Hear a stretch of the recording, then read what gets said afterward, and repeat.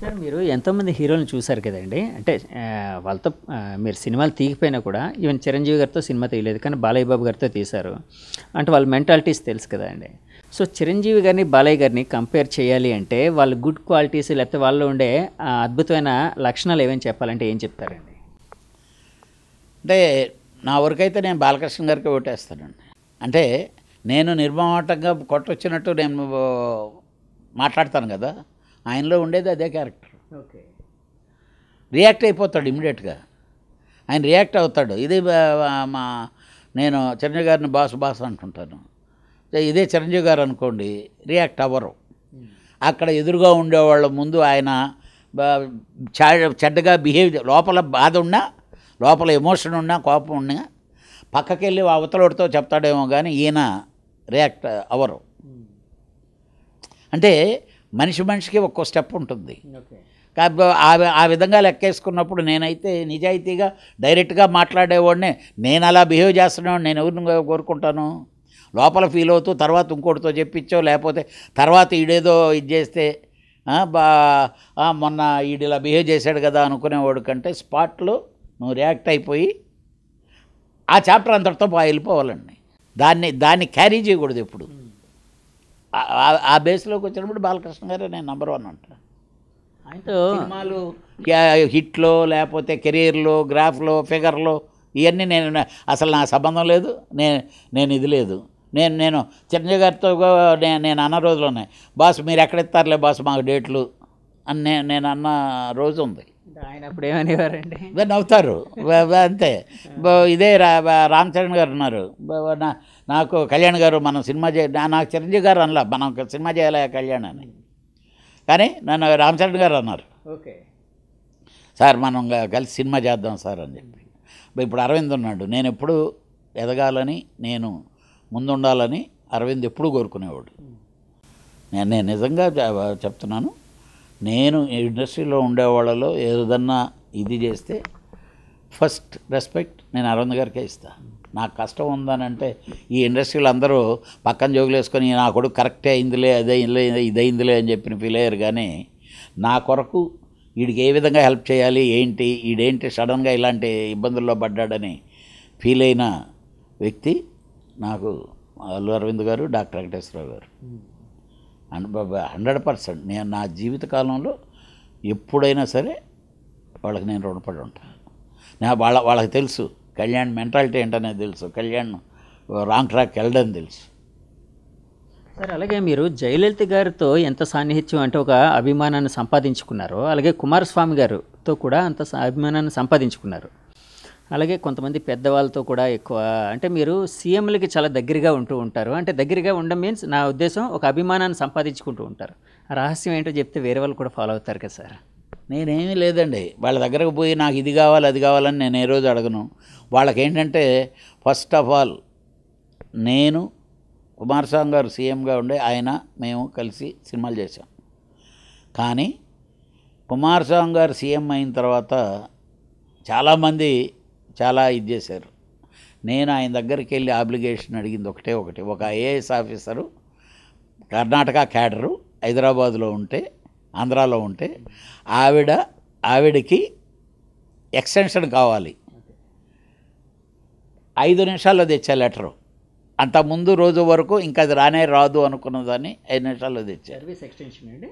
అంటే ఇప్పుడు మామూలుగా ఒక స్టేట్ నుంచి ఇంకో ఇది ఉంటుంది, దానికి ఒక టర్మ్ 3 years లేకపోతే అలా ఉంటుంది. 2 terms ఇస్తారు, 3rd term ఎవరు. కానీ నా కొరకు ఆయన చేసి పెట్టారు. ఆ రోజు మా రాజశేఖర రెడ్డి గారి దగ్గర, సీఎం రాజశేఖర రెడ్డి గారి దగ్గర, అంటే ఇప్పుడు రాజశేఖర రెడ్డి గారు ఉన్నారండి, ఆయన చనువుగా ఉండేవాళ్ళమే. కేవలం ఏంటంటే ఆయన సీఎం అవుతాడని మేము అనుకొని ఆయనతో చనువు ఏర్పడలేం మాకు. ఆయన అపోజిషన్ లీడర్గా కూడా లేడు అప్పటికే, దానికి ముందు నుంచి. అంటే ఒకరితో ఒకటి మూవ్ అయితే ఆ స్నేహంలాగా జర్నీ చేసాం. వాళ్ళ దగ్గరకు పోయి వాళ్ళని ఆబ్లిగేట్ చేసి ఏదో వాడుకోలేదు. అందుకనే మన ప్లేస్లో ఎక్కడ కూడా పదిలంగా ఉండటానికి కారణం అదే. టాపిక్ వచ్చింది కాబట్టి అడుగుతున్నానండి, రాజశేఖర రెడ్డి గారితో ఆ రిలేషను, ఆ హెల్దీ అట్మాస్ఫియర్లో ఒక ఫ్రెండ్షిప్ అనేది మీరు కంటిన్యూ చేయడం వలన తర్వాత కూడా జగన్ గారితో ఆ రిలేషన్ మీకు కొనసాగుతూ మిమ్మల్ని ఒక వైసీపీ మనిషి అని ముద్రేసిందా అండి? అంటే చాలామంది అంటూ ఉంటారు, కళ్యాణ్ గారు అనగానే వైసీపీకి కొంచెం సపోర్టర్గా ఉంటారు, ఫర్గా ఉంటారు, ఇలా అని అంటూ ఉంటారు బయట. అసలు ఇది 100% రాంగ్ అండి. నేను జగన్ గారితోనే చెప్పాను. చిరంజీవి గారు మేమందరం వెళ్ళినప్పుడు మామూలుగా పిచ్చాపాటిగా స్టార్ట్ అయితే ఇది వచ్చిన తర్వాత నేను జగన్ గారితో డైరెక్ట్గానే చెప్పాను. రాజశేఖర్ రెడ్డి గారు ఎక్కడో జనాల్లోంచి మేము ఏమే కళ్యాణ్ కళ్యాణ్ రా అని చెప్పి వచ్చిన తర్వాత భుజం మీద చేసి ఇది మాట్లాడుతుంటే మా సొంత ఇంట్లో మా సొంత పెద్ద ఆయన దగ్గరికి వెళ్ళామని మేము ఫీల్ అయ్యేవాళ్ళమి. మీ దగ్గర మాకు అది లేకుండా పోయింది సార్. ఎందుకనంటే మీ దగ్గర రావాలంటే డోర్లు ఎక్కువైపోయినాయి. మాకు రాజశేఖర రెడ్డి గారి దగ్గరకు రావాలంటే ఒకటే డోరు, ఆ డోరు మేము ఎప్పుడైనా తీసుకొని వెళ్ళేదానికి ఉండేదని అంటే బెబ్బే అదేం లేదండి అని కూడా జగన్మోహన్ రెడ్డి గారు అన్నారు.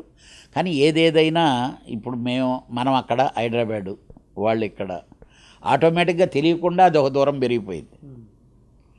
ఏమో అదే హైదరాబాద్ అయి ఉంటే ఒకరోజు ఇబ్బంది అయినా రెండో రోజు ఇబ్బంది అయినా వెళ్ళేవాళ్ళమేమో. ఎందుకంటే మా రాజశేఖర రెడ్డి గారు అబ్బాయి కదా అని.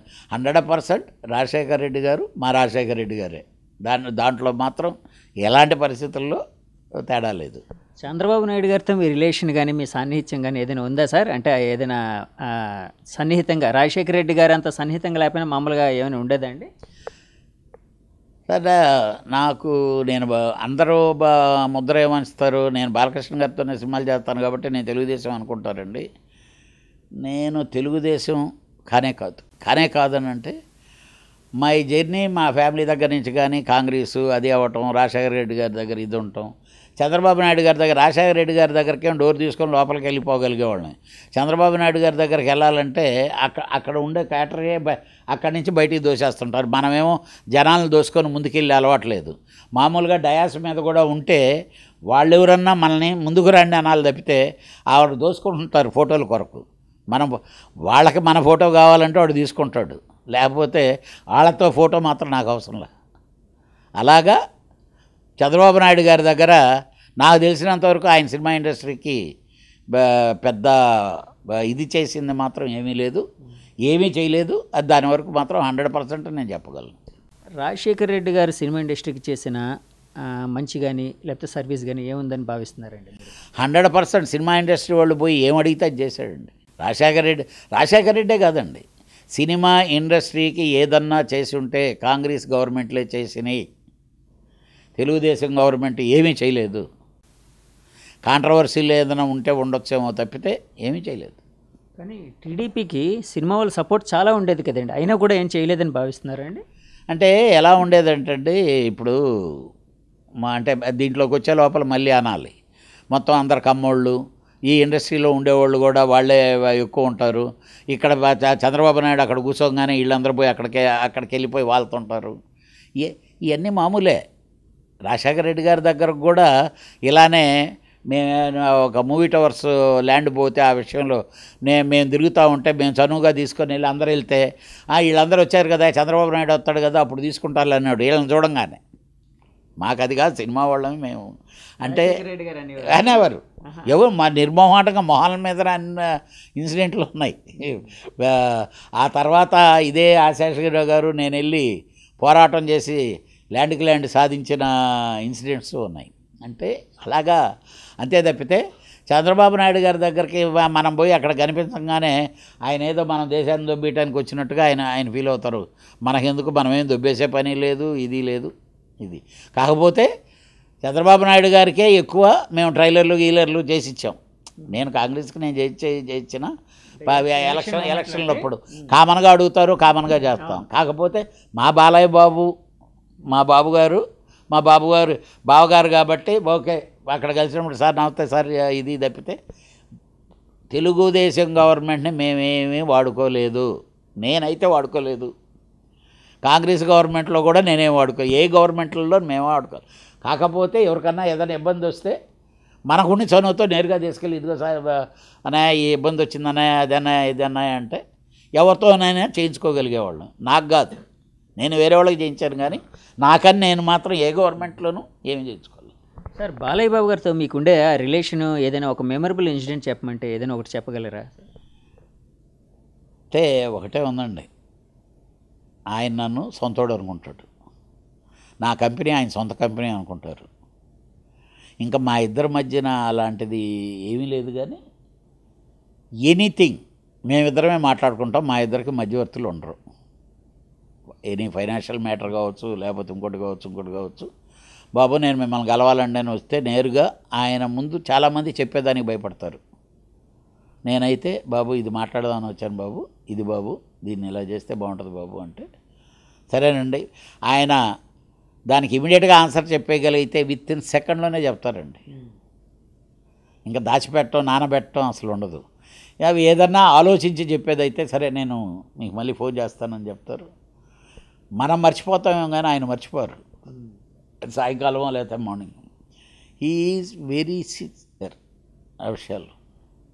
ఇప్పుడు నేనున్నాను, బాలకృష్ణ గారు సూపర్ హిట్ కొట్టారు కదా అని చెప్పి అక్కడ జనాల నుంచి దోసేసుకొని నేను వెళ్ళేసి నాకు అర్జెంటుగా సినిమా చేస్తాను నేను అడగను. ఆయన కమిట్మెంట్లు ఆయనకు ఉంటాయి, ఆయనకు ఉంటాయి. కానీ కళ్యాణ్ మావోడు అనేది ఆయనకు ఉంటుంది. అది సంపాదించుకున్నా నాకు అది చాలు. చనువు ఉండడం వల్లనే ఆ మధ్య అప్పుడు ఒక చిన్న సమస్య వచ్చినప్పుడు కూడా మీరే ముందుకు వచ్చి మాట్లాడినట్టున్నారు కదండి.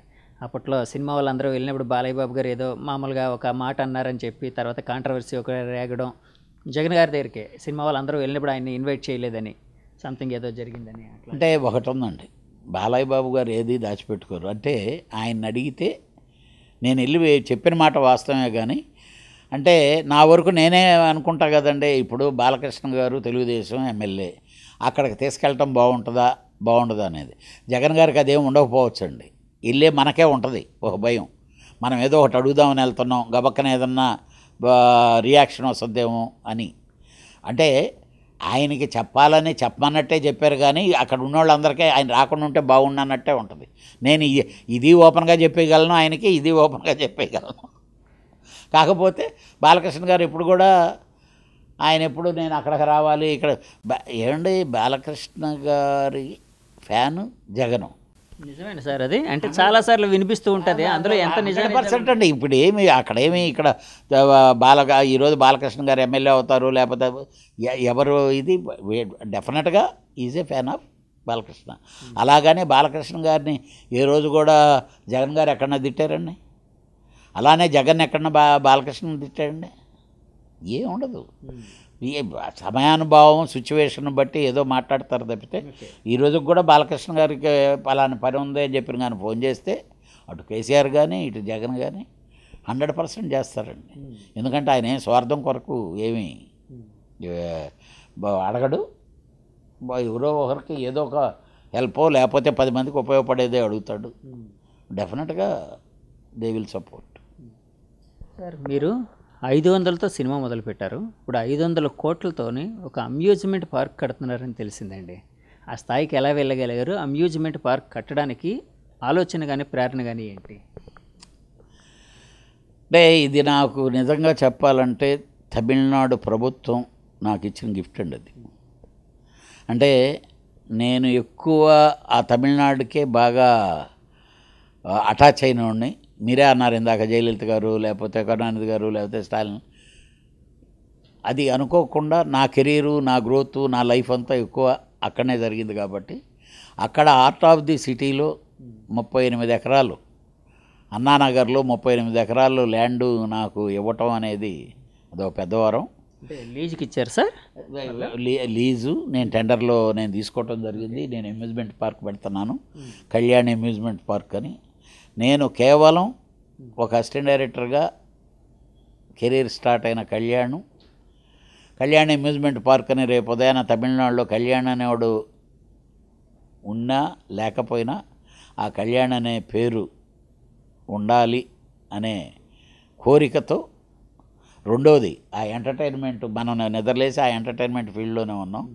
ప్రతిరోజు మనం ఆ జనాలందరూ ఆనందాన్ని చూస్తూ ఎంజాయ్ చేయాలని చెప్పి నేను ఆ ప్రయత్నం. నా ఒక మిత్రుడి ద్వారా ప్రపోజల్ తెలియటం, నేను వెళ్ళటం, దాంట్లో పార్టిసిపేట్ చేయటం, అది నాకు రావటం. డెఫినెట్గా జనవరికి ఆ ఫ్రూట్ని డెఫినెట్గా ఎంజాయ్ చేసే రోజు వస్తుంది.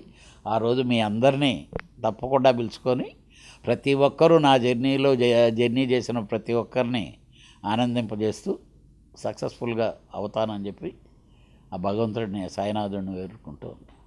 Thank you. దిల్ రాజు గారితో గొడవ ఏంటి సార్ మీది? అసలు చాలా ఫూలిష్నెస్ అండి, ఒట్టిది అబద్ధం. పూర్తినే అండి అది, అంటే మామూలుగా ఈ బయట ప్రచారం అంతేనండి. ఇప్పటికి కూడా నేను ఫోన్ చేస్తే ఫస్ట్ రింక్ నా ఫోన్ చేస్తాడు ఎనీ టైం. అసలు మా ఇద్దరి మధ్యన అసలు గొడవలు లేవు, ఇది లేదు. ఈ కౌన్సిల్ ఎలక్షన్లో లేకపోతే ఈయో అలాంటి ఇది కాదు. ఆయన్ని రాంగ్ ట్రాక్లో పెట్టారు. రాజు పరిస్థితి ఏంటంటే, రాజు కాంట్రవర్షియల్ మనిషి కాదు, కానీ నాకు రాజు సినిమా ఇండస్ట్రీకి వచ్చి నుంచి నాకు తెలుసు. డిస్ట్రిబ్యూటర్గా ఉండేటప్పటి నుంచి అసలు డిస్ట్రిబ్యూటర్ కాదు ఆయన. ఫస్ట్ సినిమా మణిరత్నం సినిమా కొనుక్కొని, డబ్బింగ్ సినిమా కొనుక్కొని వ్యాపారం చేసినప్పుడు ఆ రోజు నుంచి మాకు తెలుసు. ఆ తర్వాత ఎప్పుడో డిస్ట్రిబ్యూటర్ అయ్యాడు. అవన్నీ ఒక సక్సెస్, ఒక మనిషి సక్సెస్ ఎదగాలి, అలాంటి వాళ్ళు రావాలి, ఎదగాలి, ఇది చేయాలి. మా ఇద్దరి మధ్యన ఎప్పుడూ లేదు, రాదు కూడా. ఎందుకనంటే ఇప్పుడు చాలామంది అంటుంటారు థియేటర్ల వ్యాపారం ఆ నలుగురు అని. నేను ఒకటే చేస్తాను, ఈవిడ వ్యాపారం వాడిది, వాళ్ళ వ్యాపారం వాళ్ళు చేస్తున్నారు. అలానే మోనోపలీ చేయకూడదు, ఇండస్ట్రీని చంపేయకూడదు. మరి కాదు సార్, ఇండస్ట్రీని చంపేసే మోనోపలీ జరుగుతుంది అని అనుకునేటప్పుడు మీరు వాళ్ళతో మాట్లాడిన సందర్భాలు ఏమైనా ఉన్నాయి సార్? నేను చాలా గట్టిగా మాట్లాడతాను. శిరీష్తో అయినా అదే మాట్లాడతాను, సునీల్ నారంగతో అయినా అదే మాట్లాడతాను, సురేష్ బాబుతో అయినా అదే. సార్ నేనైతే నారాయణరావు గారు లేరు, నారాయణరావు గారు వాయిస్ ఇస్తా. నేను లేకపోతే ఒకటే డైలాగులు చెప్తా. మనందరం కానీ ఇలాగని నేల విడిచి సాంగ్ చేస్తే మళ్ళీ సినిమా ఇండస్ట్రీలోకి నక్సలిజం వస్తుంది. 10 మంది అనేది వస్తుంది అంతే కదా. 10 మంది కడుపు మండితే ఏం చేస్తారు? ఇన్క్యూరబుల్ డిసీజ్ అనుకుంటే తీసేస్తారు.